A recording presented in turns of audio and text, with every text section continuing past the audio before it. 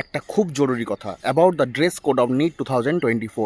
তো ছেলেদের ক্ষেত্রে যেটা বলা সেটা হচ্ছে ফুল স্লিভ কিছু পরা যাবে না, হাফ স্লিভ পরতে হবে, টি শার্ট পরো বা শার্ট পরো, খুব সিম্পল সাদামাটা, বড় বোতাম থাকবে না, কোনো রকম অলংকার, চেন, আংটি, কানের দুল ইত্যাদি যা যদি পরে থাকো সেগুলো কিচ্ছু পরা যাবে না, বিকজ যদি পরেও যাও ওগুলো খুলে ফেলে দেবে।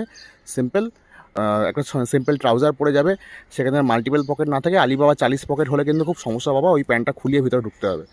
আরেকটা কথা হচ্ছে তারপরে জুতো মোটা সোলওয়ালা পরা যাবে না, পাতলা হাওয়াই চটি ইজ দ্য বেস্ট। তো এটা হচ্ছে অ্যাবাউট দ্য ছেলে।